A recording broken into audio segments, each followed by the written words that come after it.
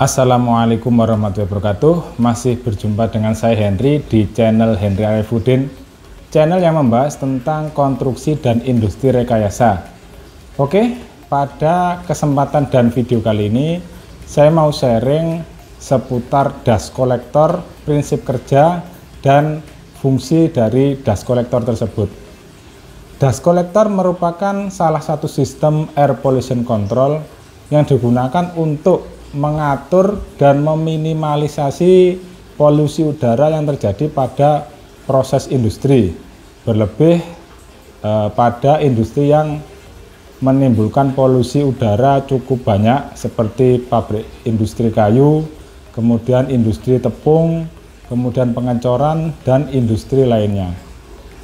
Cara kerja dust collector cukup sederhana, yaitu dengan menghisap material udara yang bercampur dengan debu, kemudian memisahkannya dengan separator. Untuk proses pengerjaan dust collector sudah banyak saya posting di video sebelumnya, namun pada kesempatan kali ini mau saya sharing lebih dalam karena waktu saya posting yang di pabrik lumayan berisik suaranya karena banyak mesin yang berjalan yang menimbulkan suara yang cukup bising. Baik, untuk kerja dust collector, dia memiliki beberapa komponen inti. Di antaranya yang pertama dia mempunyai ducting. Ducting itu adalah media atau tempat aliran fluida atau gasnya. Jadi polusi udara maupun serbuknya jadi satu, dia melewati ducting tersebut. Kemudian setelah ducting yang kedua, dia ada blower. Blower ini berfungsi sebagai komponen yang menghisap atau dia sebagai penyalur aliran gasnya tadi, fluidanya tadi. Kemudian yang ketiga dia ada separator. Separator ini memisahkan antara debu halus maupun kasar dan udara. Jadi nanti yang udara terpisah, udara bersih tentunya. Kemudian yang debu akan dipisahkan dan ditampung di bak penampungan atau istilahnya silo. Komponen yang nomor 4 adalah panel. Panel ini digunakan untuk mengatur menyala atau matinya blower. Panel tersebut ada yang manual, ada juga menggunakan PLC bila sistemnya merupakan dust collector yang menggunakan sistem solenoid valve, dia menggunakan PLC. Namun dust collector yang manual cuma menggunakan blower saja, dia tidak menggunakan PLC, sudah cukup hanya menggunakan start delta untuk on-nya blower. Oke, untuk jenis-jenis dust collector, kalau ditinjau dari jenisnya, dia memiliki dua jenis. Yang pertama dust collector jenis dry dust collector atau dust collector kering. Kemudian yang kedua ada wet dust collector atau dust collector tipe basah. Dust collector kering ini yang sangat sering dijumpai pada industri-industri seperti kayu, tepung.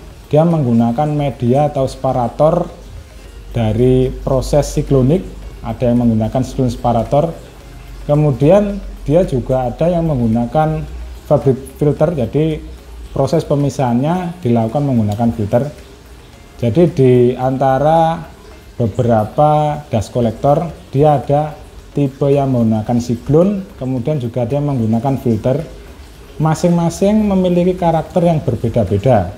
Misalnya untuk siklon dia cocok digunakan untuk material atau serbuk yang cenderung lebih kasar atau agak besar partikelnya dibandingkan untuk filter. Yang filter dia cenderung cocok digunakan untuk serbuk yang relatif halus seperti tepung maupun gosokan kayu yang relatif halus.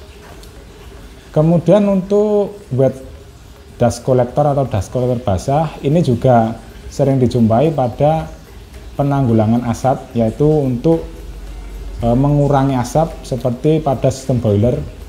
Dia ada wet dust collector yaitu wet scrubber. Jadi di scrubbernya itu proses pemisahan antara partikel asap dan udaranya dilakukan oleh air, fluida cair yaitu air. dia disemburkan untuk memisahkan partikel-partikel asap dan udara. Kemudian juga ada yang model untuk spray pengecatan kayu atau material lainnya, itu ada jenis spray booth, itu juga termasuk dust collector basah.